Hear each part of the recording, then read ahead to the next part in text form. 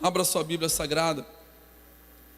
Primeiro livro de Samuel, capítulo 30. Nós vamos falar sobre a linguagem de Deus. Amém? Nós vamos falar sobre a linguagem de Deus.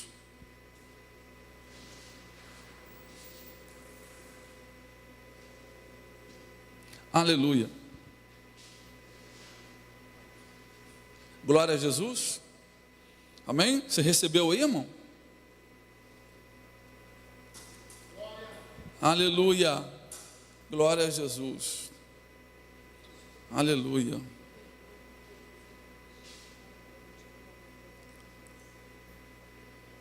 Primeiro livro de Samuel, capítulo de número 30, do versículo 1 ao versículo de número 6.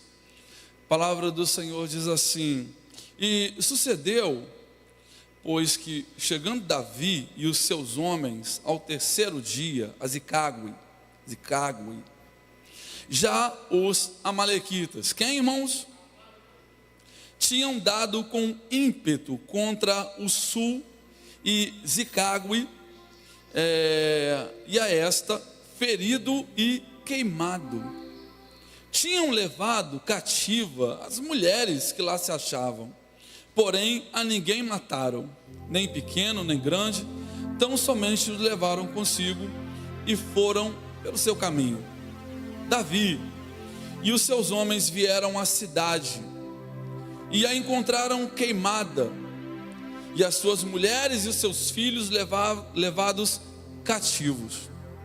Então Davi e o povo que se achava com eles ergueram a voz e choraram até não terem mais forças para chorar. Até não terem mais forças para chorar. Também as duas mulheres de Davi foram levadas cativas: Ainoã, as jezreelita, e Abigail, a viúva de Nabal, carmelita. Davi muito se angustiou, pois o povo falava de apedrejá-lo, porque todos estavam em amargura, cada um por causa dos seus filhos e das suas filhas. Porém Davi se reanimou no Senhor, o seu Deus. Amém? Glória a Deus. Pai, nós estamos diante da Tua palavra, fala conosco, porque a Tua palavra é a verdade. Usa ela para incendiar os nossos corações, a nossa fé, a nossa casa, tudo que temos e tudo o que somos. Nós te agradecemos por tudo, no nome santo de Jesus. Amém? Irmãos, imagina aí que você fez uma viagem agradável, dessa que você costuma fazer, para Campos do Jordão, para Paris, né? Tenta imaginar uma dessas viagens que você costuma fazer lá para Gramado.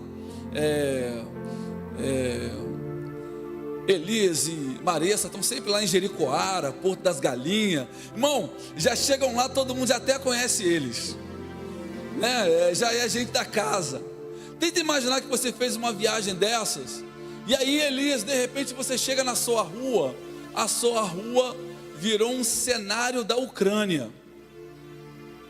Imagina, você sai um pouco de casa, e aí quando você volta, a sua rua virou uma esquina de Gaza. Irmão, tu não reconhece o lugar onde você mora, tu não reconhece a tua casa.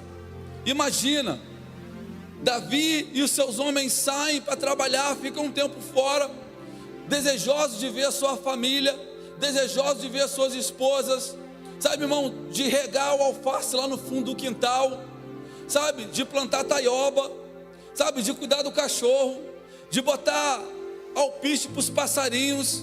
E quando eles chegam, nossa, minha rua virou uma rua de Gaza. Irmão, está tudo pegando fogo, está tudo destruído, não tem nada em pé. A Bíblia diz que é isso que acontece com esses homens. Eles chegam na cidade que era deles, uma espécie de vila militar, né? Uma espécie de condomínio de oficiais. Eles chegam ali, irmãos, tudo foi destruído, tudo foi queimado. Porém, no entanto, eles não encontram corpos de ninguém, não tem um corpo. Todas as pessoas foram levadas, provavelmente para serem vendidas numa outra ocasião. Diante de um quadro desse, aqueles homens fazem o que qualquer pessoa normal faria. Eles choram, Elias. Mas não chora pouco não, irmão, mas chora muito. Chora, irmãos, até o desespero sair na meleca. Choram bastante, porque é isso que uma pessoa normal faria. Ao descobrir que a sua família, seus filhos, tudo que eles têm, irmãos, foram levados para outro lugar que ninguém sabe para onde. O texto vai dizer para nós, e eles choram, até não mais ter forças para chorar, irmão. Daí vem a expressão, você vai chorar lágrimas de sangue. Porque quando não tem mais líquido, irmãos, alguma coisa tem que sair. Mas eles choraram muito, ficaram desesperados, irmãos. Você também ficaria. Sabe, irmãos, é desesperador ver as pessoas lá na Ucrânia. É desesperador ver as pessoas em Gaza. Quanto mais estar lá, quanto mais ser testemunha presencial de uma situação daquela. Eles choram até a perna ficar bamba. Eles choram até o ar sair dos pulmões. Eles choram. Davi também leva um impacto, irmãos, porque nem a casa de Davi foi poupada. Até as suas próprias mulheres e seus filhos foram levados. E aí, sabe, Elias, essas pessoas vão para um segundo estágio, porque o primeiro estágio é chorar, o primeiro estágio é rolar, o primeiro estágio é sentir dor, o primeiro estágio é ficar muito triste, desesperado, angustiado. E num segundo estágio, as pessoas normais fazem isso que o texto relata para a gente. Assim que as lágrimas secam, que não tem mais nada para chorar, a gente precisa encontrar alguém para culpar. Porque, irmãos, nós nunca somos culpados. Nós não somos culpados pelas nossas mazelas. Alguém tem que ser culpado pelas nossas mazelas. E aí, essas pessoas se dedicam a fazer uma dos ofícios mais antigos da humanidade: arrumar alguém para culpar. E agora? A culpa é de quem? A culpa é de Davi. Isso aconteceu por causa de Davi. Querido, você não vai servir a Deus se você não estiver preparado para ser culpado. Ah, ser pastor é muito bom. Todo mundo leva pudim para o pastor, todo mundo leva biscoitinho da vaquinha para o pastor, todo mundo leva coisa para o pastor comer, coisa para o pastor beber, todo mundo lembra do pastor, todo mundo lembra do pastor quando está tudo bem. Porque, irmãos, se essa igreja está lotada de gente, então as pessoas estão fazendo a curva na esquina, pastor Sérgio não consegue andar 1 metro sem a pessoa botar uma passadeira vermelha para ele. Mas se há poucas pessoas, a culpa é dele. É porque ele não ora muito. Se ele orasse mais, tinha mais gente. O que eu tenho a ver com isso? Não tem a ver nada. Quem tem que encher a igreja é o pastor. Nós estamos sempre atrás de pessoas para culpar. E aqui não foi diferente. Porque gente natural, gente que não tem o Espírito, faz isso. Só sabe fazer isso. Alguém tem que ser culpado, porque algo na minha vida não está dando certo. Alguém tem que ser culpado. Se eu não sou um bom marido, é porque meu pai não me ensinou direito. Se eu não sou uma boa esposa, porque a minha mãe não me educou direito. Eu já vi o disparate de pessoas dizerem que não são felizes no casamento porque os filhos nasceram. Depois que meu filho nasceu, eu não consegui ter um bom relacionamento. Vai para o inferno, criatura. Eu já vi gente falar isso. Eu tenho amigos que são traumatizados com isso. Irmãos, agora há pouco tempo atrás eu tive que ajudar uma pessoa que saiu de casa por causa de ciúmes do pai. Não é do padrasto, não é de um criador, não, irmão, do pai, irmão. Meu casamento não está dando certo por causa de você, sai daqui. Por causa do exercício medíocre da natureza adâmica, sempre culpar alguém. E aí eles foram lá, Rodrigo, alguém tem que ser culpado. E eles foram culpar então quem? Davi. O texto vai dizer para nós no versículo 6, Davi ficou angustiado. Você também ficaria com tamanho peso, o peso de carregar todas as culpas do mundo. Irmão, deixa qualquer um angustiado. A Bíblia vai falar para nós de Davi, muito se angustiou, porque o povo falava em apedrejá-lo.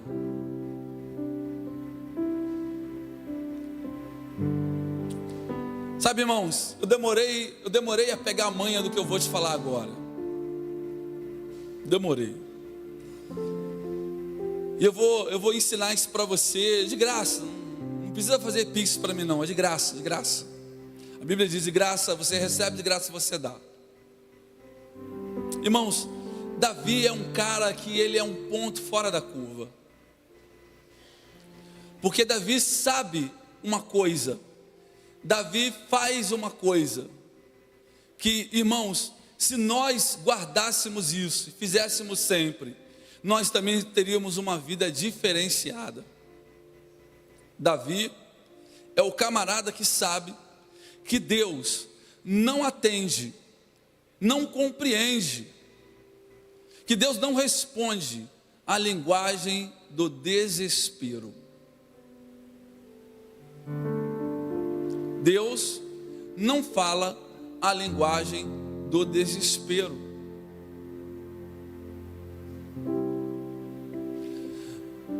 Há um salmo de Davi, eu vou pedir o pessoal da técnica para me ajudar. Há um salmo de Davi, Salmo 118, versículo 17. Irmãos, se tem uma coisa que parece que Davi sabe mais do que as outras pessoas, se tem uma coisa que Davi parece fazer mais do que as outras pessoas, e é isso que ele sabe, e é isso que ele faz, que coloca o nome dele na história. Irmãos, é entender, compreender e descansar na verdade de que Deus não fala e não compreende a linguagem do desespero. Vou falar para você de novo. Quando você tenta falar com Deus no desespero, isso para Deus é uma ofensa. Porque o poder de Deus é maior do que qualquer problema que você tenha. E a pessoa que se aproxima de Deus em desespero, prova que não o conhece, dá testemunho de que ele não tem poder. Deus nem chega nem perto dessa pessoa. Davi é o camarada, sabe, Júlio, que ficou 20 anos sendo perseguido por Saul. Quantos anos, irmão? Quantos anos, irmão? 20 anos, no mínimo, fazendo uma conta por baixo. Ficou 20 anos sendo perseguido por Saul.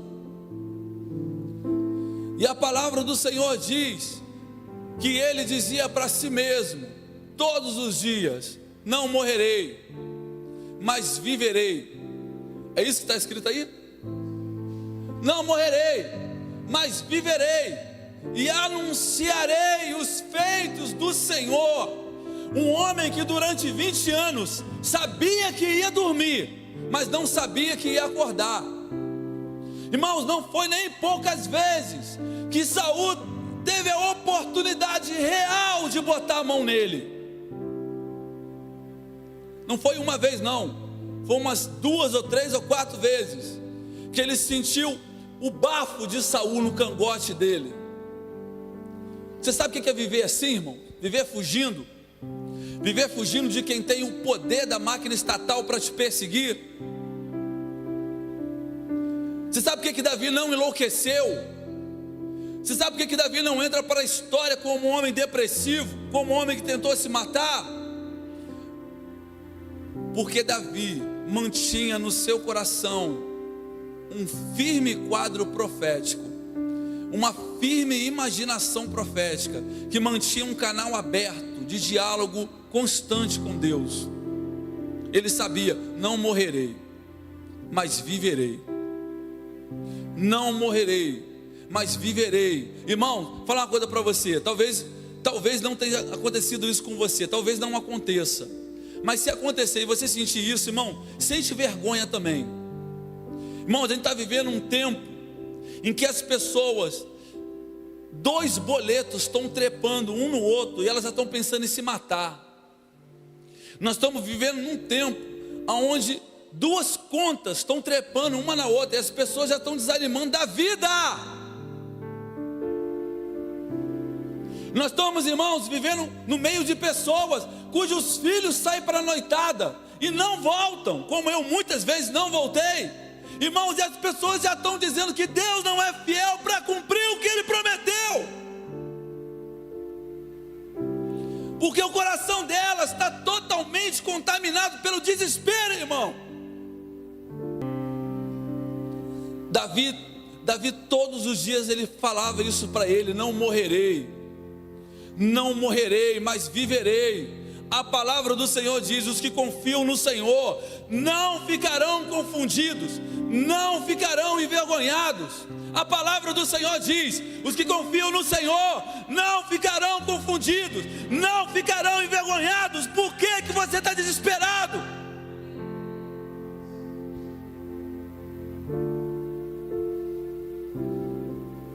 Ai, meu Deus, meu mundo acabou. Jesus não me ama mais. Ai, Senhor, duas contas trepando, IPTU atrasado, IPVA atrasado. Irmão, para Deus isso não é nada. Deus nem te ouve. É miado de gato. Porque Deus não fala em linguagem do desespero, Deus fala em linguagem da fé.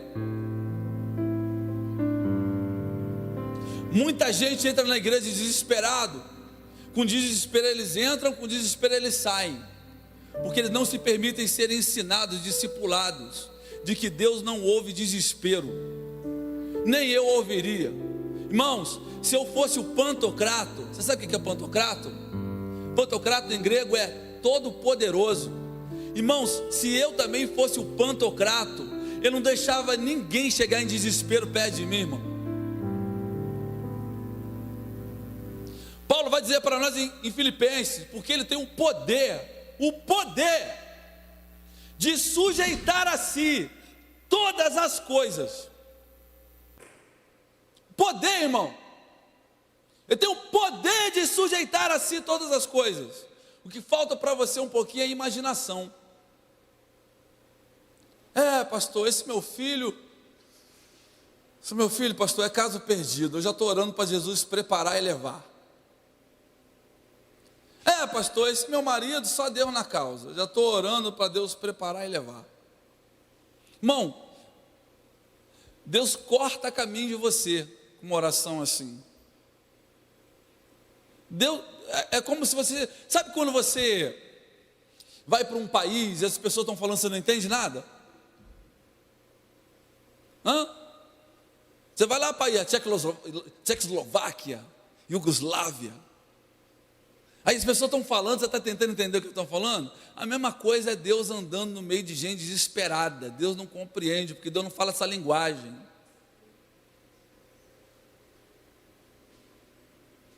Presta atenção no que eu vou te falar agora. A Bíblia vai falar para nós que os homens de Davi ficam em desespero. E aí começam a arquitetar o plano. Vão apedrejar esse cara, que a culpa é dele. Alguém tem que ser culpado. Alguém tem que ser culpado. Falei, nossa, pastor, você está lá em Tamoios, já tem 2 anos, pastor, não tem as 500 pessoas lá não? Não, irmão, depende, se você fosse para lá me ajudar, teria.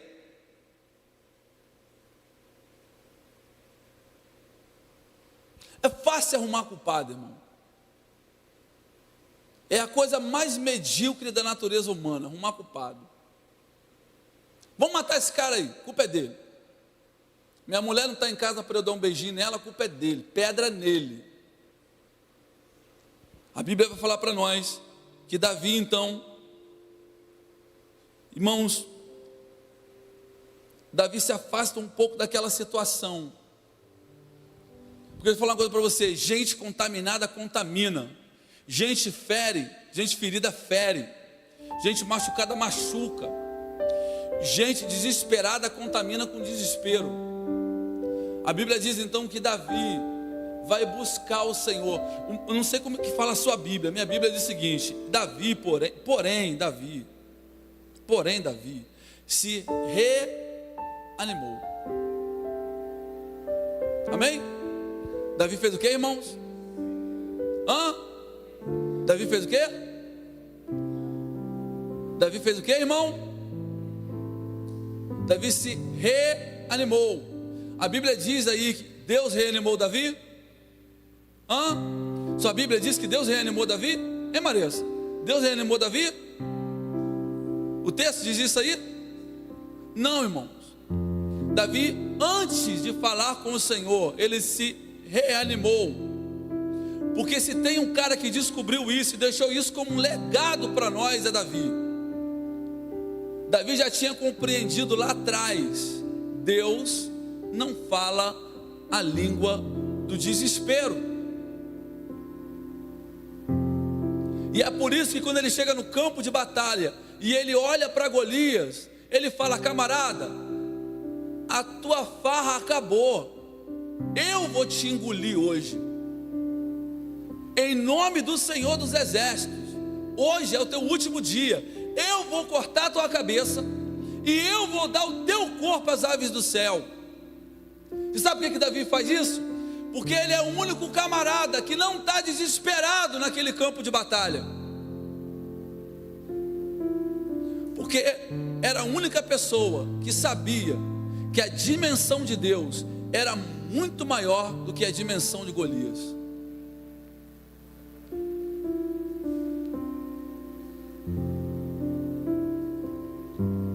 E a Bíblia diz: e Davi se reanimou no Senhor seu Deus.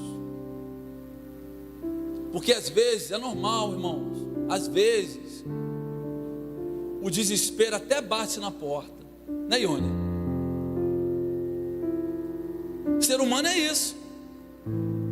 Às vezes o desespero bate na porta, mas você não pode convidar ele para entrar, a criatura. Foi isso que aconteceu. O desespero bateu na porta de Davi. E aí, é hoje que a gente vai tomar um cafezinho, é hoje que você vai me dar um biscoito creme cracker, é hoje que nós vamos bater uma conversa legal, eu e você. Davi falou: não, você me desculpa, mas nem hoje nem nunca, porque se eu falo com você, eu não consigo mais falar com Deus, porque Deus não tem amizade com gente desesperada.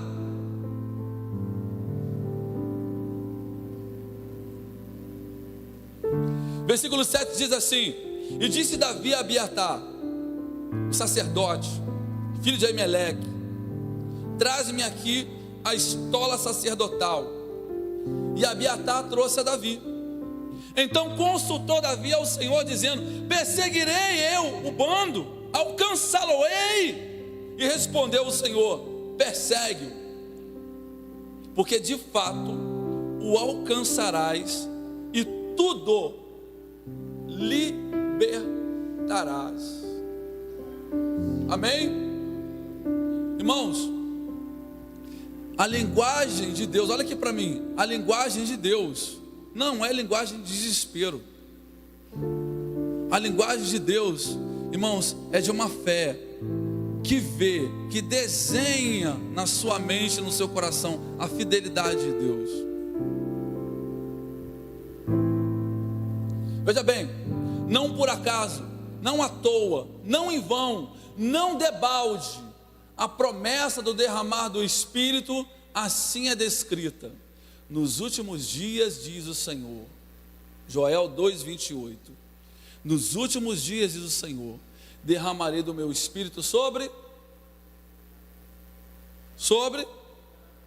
toda a carne. Os meus filhos e as minhas filhas terão poder, farão milagres. É isso que diz o texto?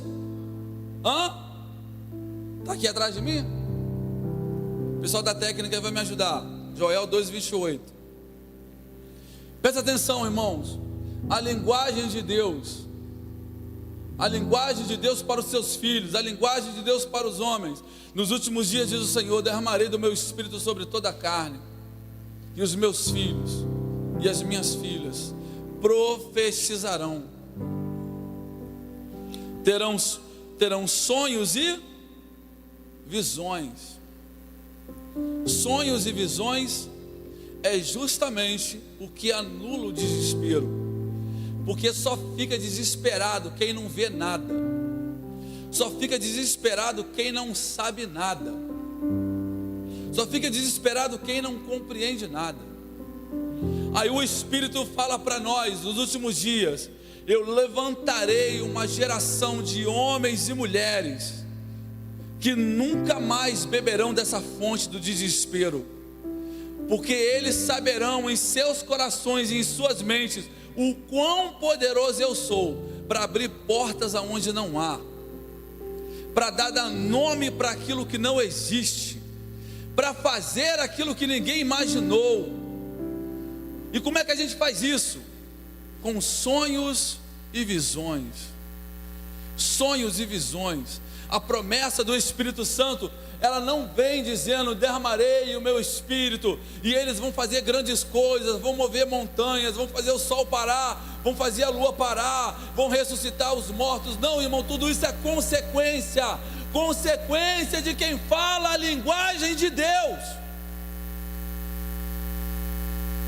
E a linguagem de Deus não é uma linguagem de desespero. Quem aqui já viu uma pessoa desesperada? A pergunta que eu faço para você é: desesperado para e senta para esperar alguma coisa? Desesperado ouve, Alexandre, a voz de alguém? Desesperado dorme? Come bem? Você pode falar assim para o desesperado: desesperado, espera aqui que semana que vem eu tenho uma resposta para você. O desesperado espera? Não. E aí, deixa eu falar uma coisa para você sobre o versículo 7 que nós acabamos de ler agora. A história dos judeus, isso é documentado, não é conjectura. A história dos judeus, ela vai nos dizer que o Senhor respondia por meio do sacerdote através das 12 pedras que ficavam posicionadas no peitoral do sacerdote. Certamente você já ouviu daquela brincadeira maligna do copo e do esquadro. Quem aqui já ouviu sobre isso? De pessoas que consultam os mortos através de um copo d'água, bota as letras e aí pergunta para o Espírito: Espírito, você está aqui?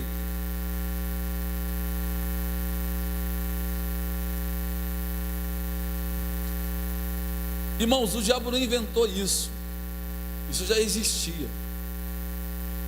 A história conta que tinha uma letra junta de cada uma daquelas 12 pedras que ficavam na estola sacerdotal.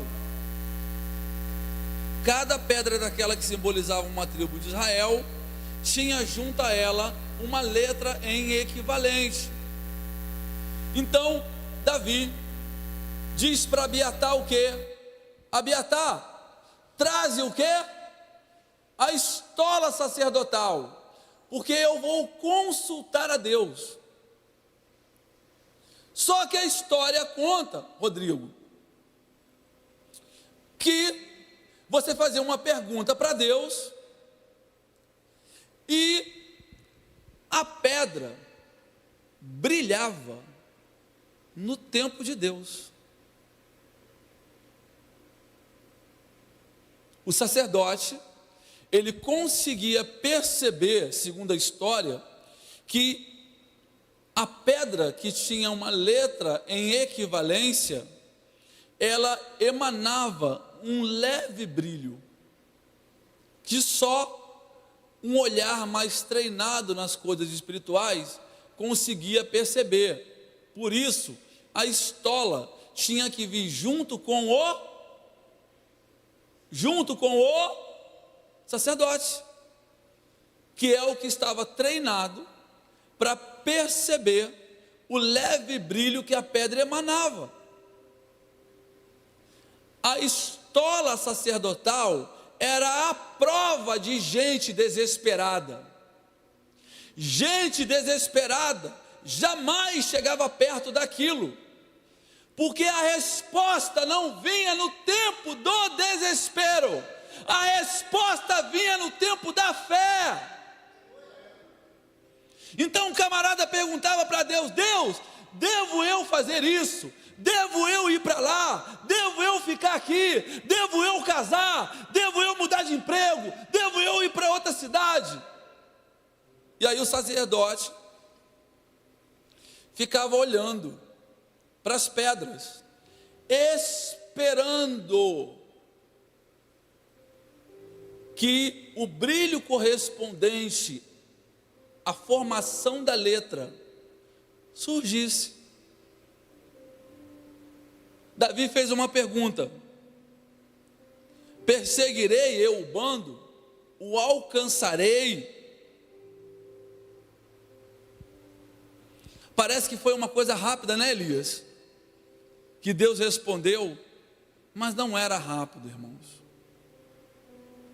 Você tinha que esperar as pedras brilharem, e aí juntar letras.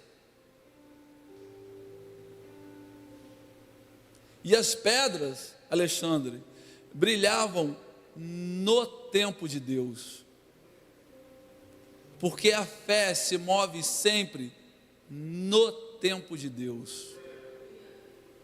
Irmão, olha aqui para mim.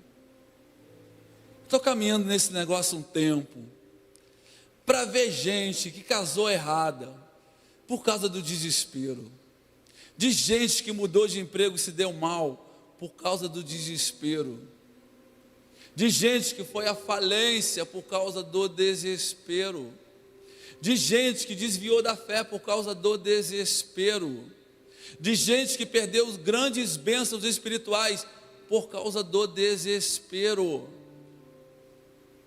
Era só ter ficado, Alexandre, mais um pouquinho.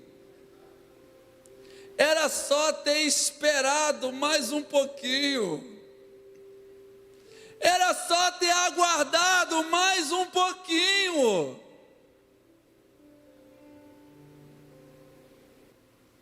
Quando a voz do Senhor veio, ela veio. Davi fez a pergunta: devo eu ir? Devo eu perseguir? E aí, irmãos, pararam e ficaram olhando para as pedras. Porque às vezes o que você tem que fazer é isso, é parar e olhar para a pedra de Israel. É ela que vai dar o brilho, que vai confirmar o que Deus tem na tua vida. E aí o sacerdote ficou lá olhando as pedras com um papelzinho para juntar a letra. Ó, brilhou, hein? Brilhou, Elias. Brilhou, hein? A safira brilhou, hein? A safira é S, anota aí S. Ó, brilhou, hein? Brilhou de novo. A topázio brilhou. Irmão, nós estamos falando de um tempo, não foi imediatamente. Você tinha que ter paciência, se debruçar sobre as pedras e esperar elas formarem as letras. Ó, a topázio brilhou, hein? A topázio é I. Vamos esperar mais um pouquinho. Ó, brilhou, hein? O rubi brilhou. O rubi é M. S com I com M.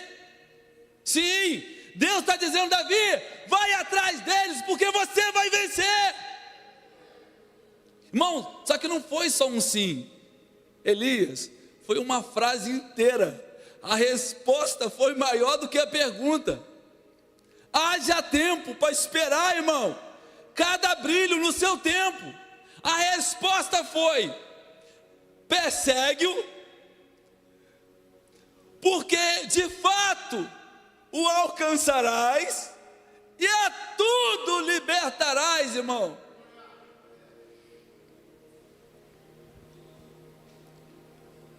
O seu desespero ofende a Deus.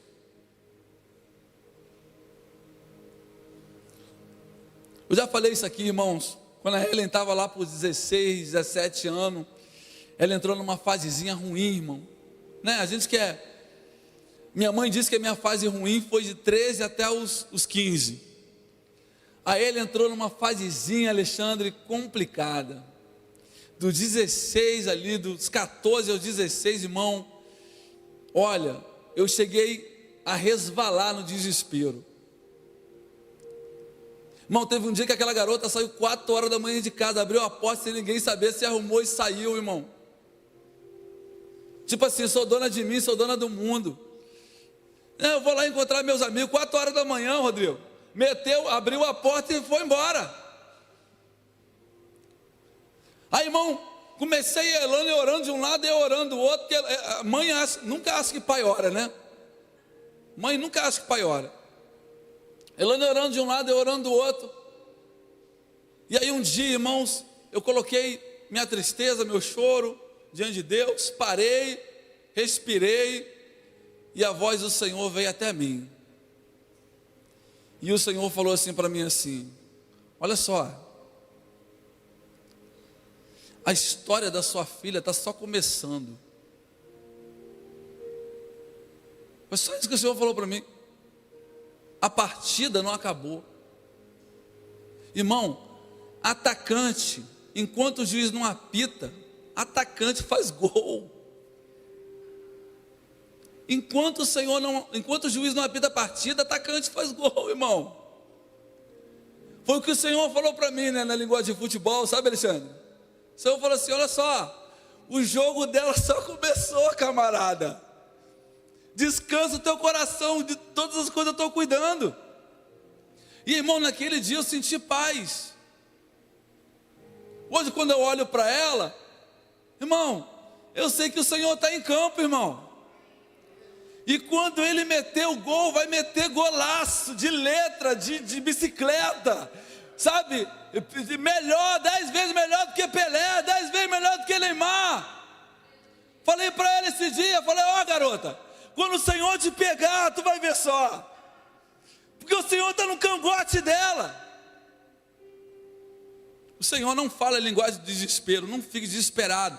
O seu desespero ofende a Deus. Davi se acalmou, se aprumou, sentou do lado de Abiatar, fala: vamos consultar a Deus agora, porque Deus fala em linguagem da fé. Da fé. Amém? Da fé.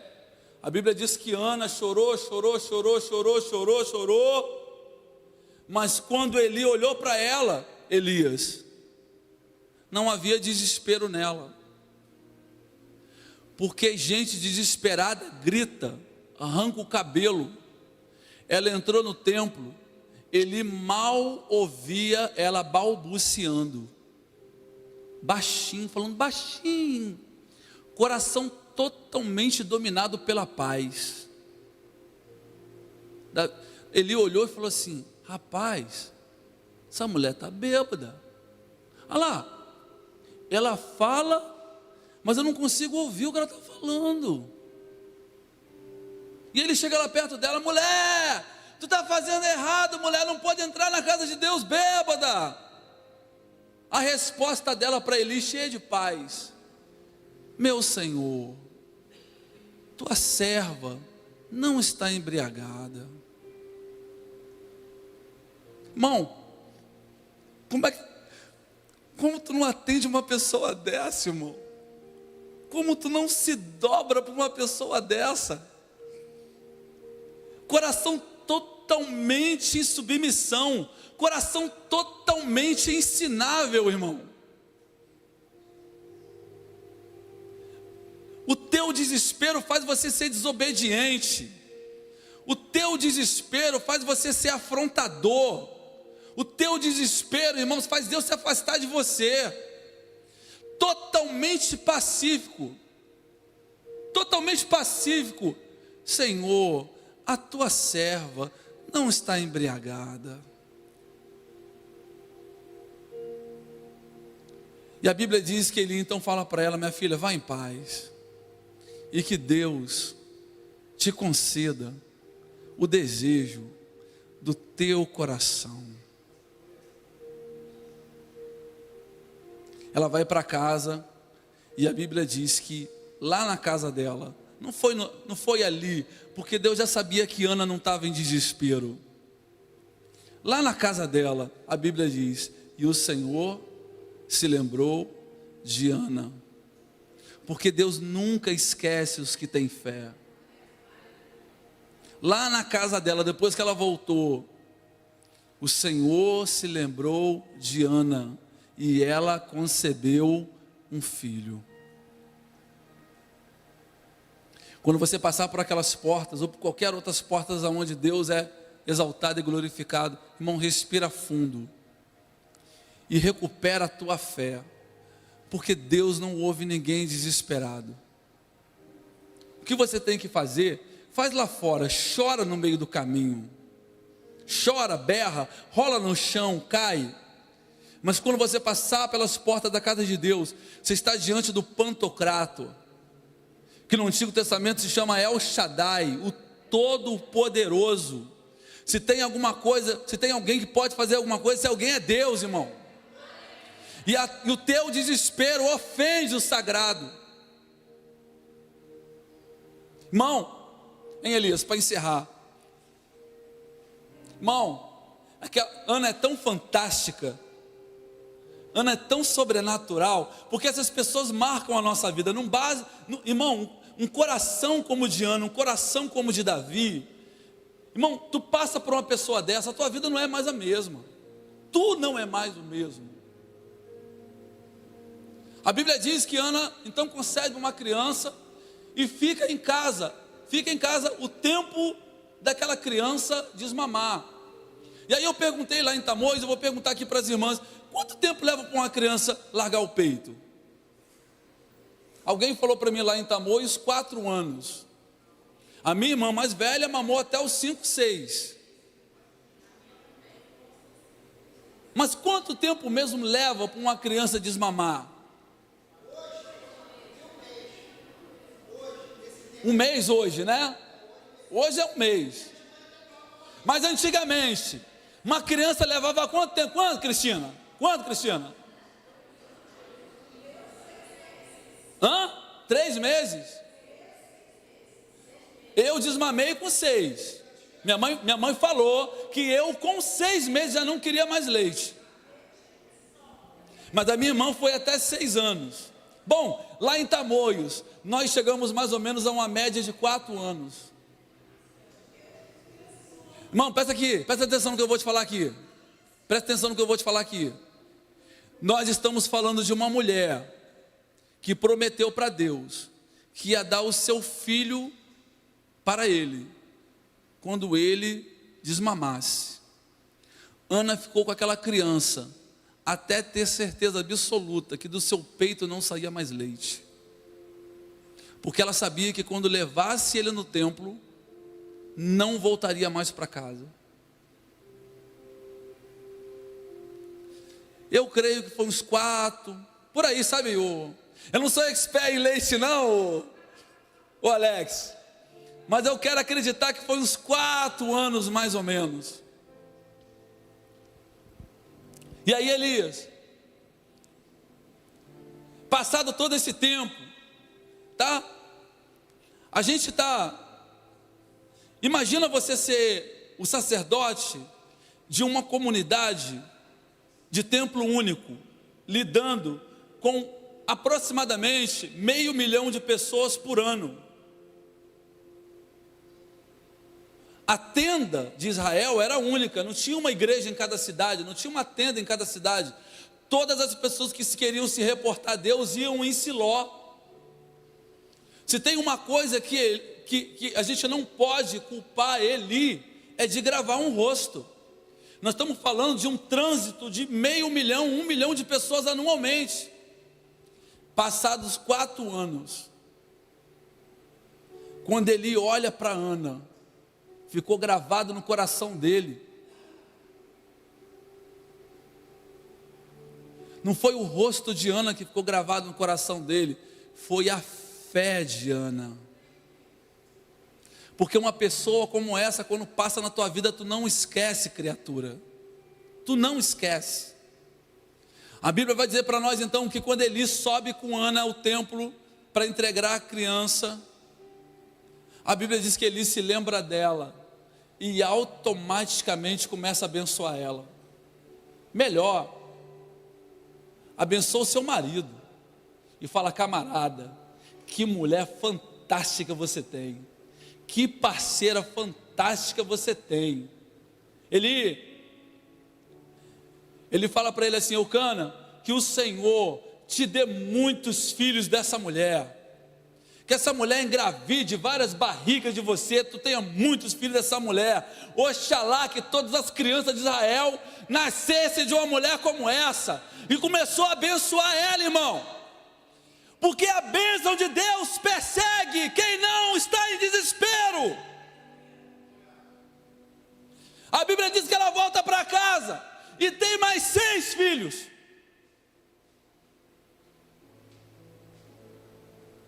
Agora folheie a Bíblia comigo e conta para mim a história de bênção dos desesperados. Não tem. Não tem bênção para gente desesperada na Bíblia. Porque Deus não sabe nem como começar a falar com eles, porque Deus não fala essa linguagem. Deus só fala a linguagem da fé. Você entendeu isso, irmão? Não deixe o desespero entrar no teu coração. Irmão, a gente está vivendo dias. Por que eu estou falando isso para você? Porque nós estamos vivendo dias que quando você liga a televisão, o desespero jorra. Você ouve um jornal, o desespero jorra. Você conversa de política na rua, o desespero jorra. Irmão, a gente está vivendo uma sociedade que está sendo inundada por notícias de desespero, porque tudo que o diabo quer é cortar o teu canal e a tua ligação com Deus, irmão. E ele faz isso colocando você no modo desespero.